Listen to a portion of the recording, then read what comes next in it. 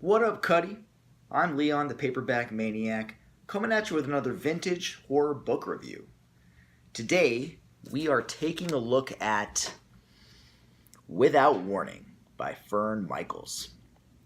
Now, Fern Michaels was the pen name of the author Mary Ruth Kuxker, a woman who was better known for writing romance novels, although she also wrote thrillers, some of which were marketed as horror novels in the early 80s, this clearly being one.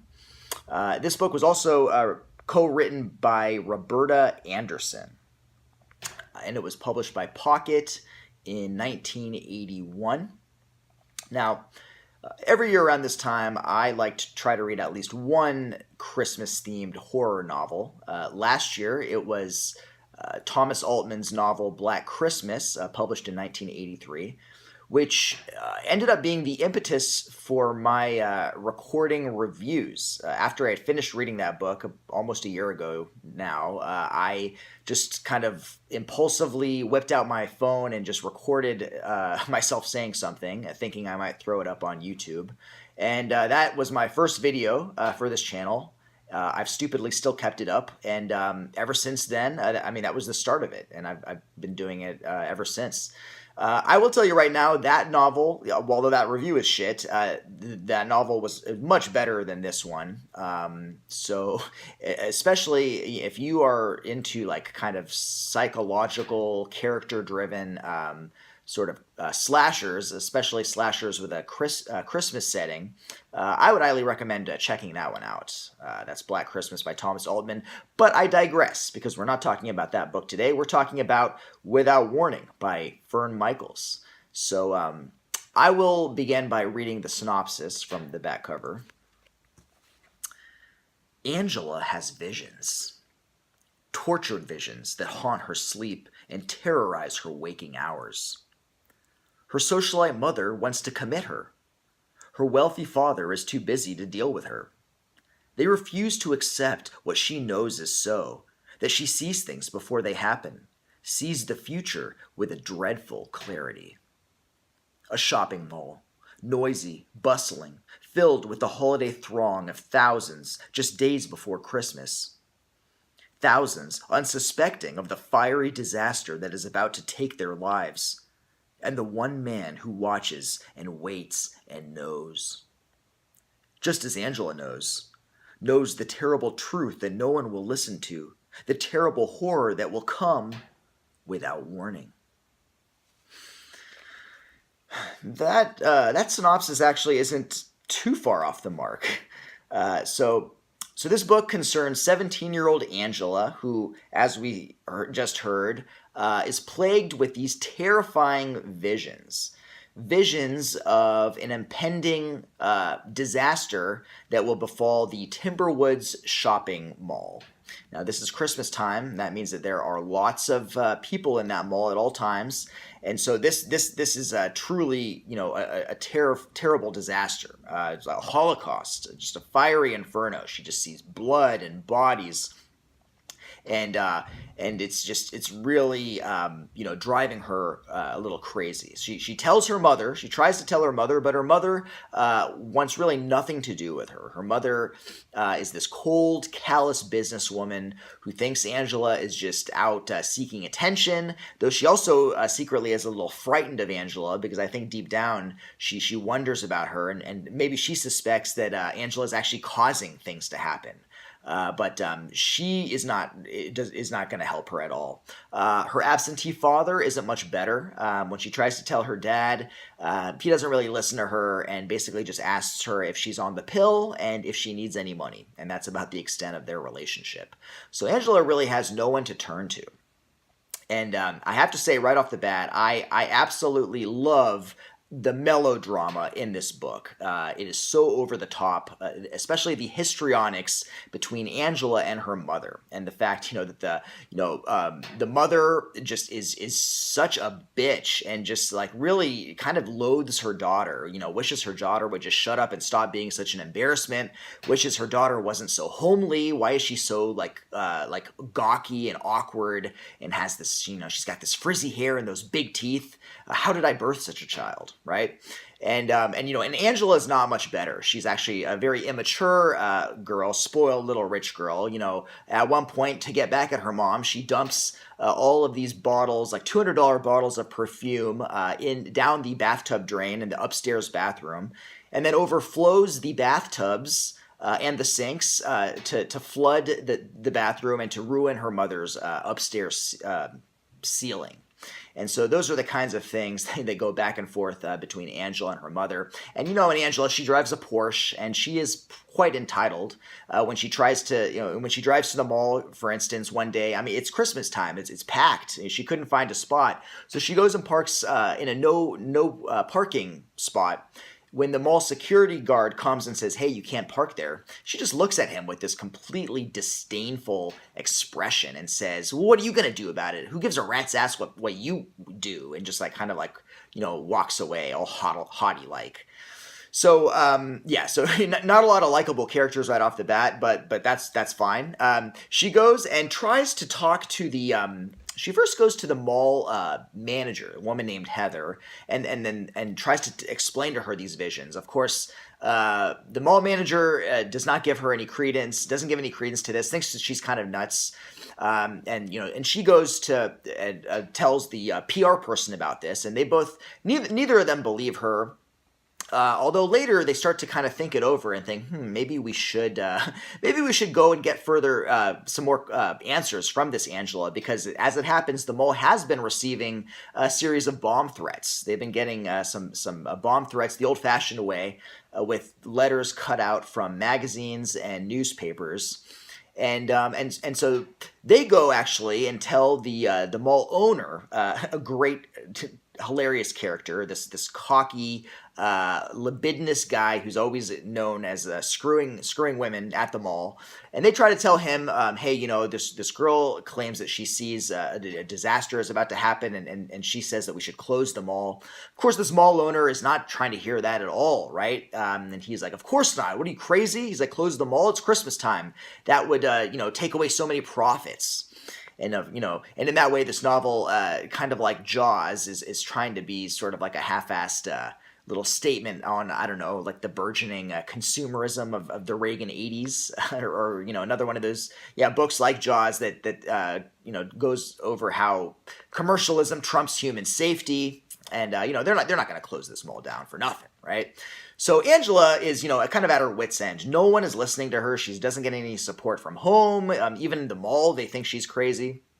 And then she sees this mall Santa at the mall. There's a mall Santa who works at the Timberwood Shopping Mall. A man, a pathetic, obese, a very sad man named Charles. What's his name?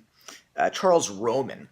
And there's something about this Charles Roman. She can't quite pinpoint what it is. Well, as it happens, Charles Roman is fed up. He's fed up with his job. He's fed up with his life. He's sick and tired of people treating him like the scum of the earth. People thinking he's invisible or beneath them. And he's headed up to here, and he wants to settle the score, and he actually is planning on blowing up the mall. Unbeknownst to Angela, however, Angela doesn't realize this, but when she sees him, something in her intuition tells her that she needs to get to know this guy. So she approaches the mall Santa, Charles Roman, invites him for a coffee at the Burger King in the mall food court, and Charlie goes on his break, and then they start talking. And Angela, this teenage girl, inadvertently gives him a hard-on, even though his initial feeling is that she's homely. That's what everyone thinks about Angela. But he starts to get a little excited, and they start talking. And then Angela asks for his address so that they can continue the conversation later. And then, as it happens, she shows up at Charles Roman's house that night, or maybe like the next night, after being pulled over by the police, incidentally. These mall people apparently, wanted to find her for further questioning. So this cop had pulled her over. She kneed the cop in the nuts and escaped in her Porsche, because that's the kind of person this Angela is. And she shows up at Charles Roman's house and says, "Hey, man, can I crash here?" And Charles invites her in, and they have this kind of lovely platonic night. And for the first time, Charles gives her the guest room for her to sleep in. It's not really sexual, although he is kind of in disbelief. Like, he's like, who is this woman, this crazy teenage girl, to come into my life out of nowhere to show that she cares and is willing to listen to me and maybe understands me. And she even like stays, and that night he kind of opens the door as she's sleeping, and he walks in there, and he watches her sleep, and he kisses her on the cheek. It's just beautiful. And the next day she wakes up, she cooks him breakfast. She decides to stay at the house and like cleans up. She starts to play homemaker. She like cooks him dinner. They eat like buttery popcorn and watch Johnny Carson together. And Charles thinks, man, this is great. He's like, wow. He's like, who would have thought? He's like I found someone. He's like, maybe I don't need to blow up the mall. He's like, maybe that was just maybe I was wrong about all that. Like I'm happy now. Maybe I can find true happiness. Although, of course, as it happens, the next day, as Angela is out and about, she again gets apprehended by these mall people, the mall security, who call her in for questioning because, they've got questions. They want to know more. How does she know these things? And then Angela, she never really makes it back to Charlie's house. Like, for whatever reason, she doesn't... She doesn't make it back there, although she does like Charlie. She's fond of him, but she doesn't go back. And when Charlie gets home the next day from work and sees that she's gone, of course, it all makes sense. He's like, I was so stupid. He's like, of course she was going to leave me. Of course she'd abandon me like everyone else. I was, there's no way I'll never be happy. And then the plan is back on, of course, to blow up the mall. So you thought for a moment there that maybe, something would happen, or, I kind of had other sort of predictions of what would happen between her and, because at one point she even thinks about telling Charlie her visions, and, that would be a problem, seeing as he's the one who's planning to blow up the mall. But he is just seething with anger now and more intent on ever of blowing up this mall. But that's the basic plot. This book, I looked up a couple of reviews of this book after I finished it, and there are not many reviews, but some of the reviews I saw, it seemed like people were reading this book like taking it seriously, and I just could not take this book seriously at all. I just, Adam Caesar actually does a great thing on his channel where he pairs up like movies with books. And if I were to pair this book up with a film, the movie that kept popping up into my head repeatedly as I read this book was Scream for Help, the Michael Winner. I don't know, I can't really call it a classic, but just this ridiculous film. I just kept thinking about that movie in the way of just like how just over the top and just silly this book is. In this book, some of the dialogue is just utterly ridiculous. I wrote down some of my favorite lines, actually. But for instance, okay, the first time Angela goes to the mall, it's actually, she goes to try to warn the mall manager. And it's not her first time there in those offices either, because she has been caught multiple times shoplifting from the mall while stoned. But she goes and when she introduces herself, she's like, look, she's like, I know you all think that I'm just some spoiled little rich girl. And she's like, and it's true. And then she says out of nowhere, my personal feelings are that my mother should have drowned me when I was a baby. like who the hell says that, right? And then, okay, some other lines. Let's see, what else did I write down? Just some random line. Everybody knew that fat people shouldn't shovel snow. And that's not even a line of dialogue. That's just like from the narrator. And then at one point, Angela's mother says to Angela's father, knowing what we know now, would you go to the mall to shop? And then the father says, of course not. Would you go? And then the mother replies, no, I'm going to find another hairdresser. Just like, what? And then at the end, the mall chief of security says to Angela, I'm sorry it took us so long to believe you, Angela. We're only human and mortals.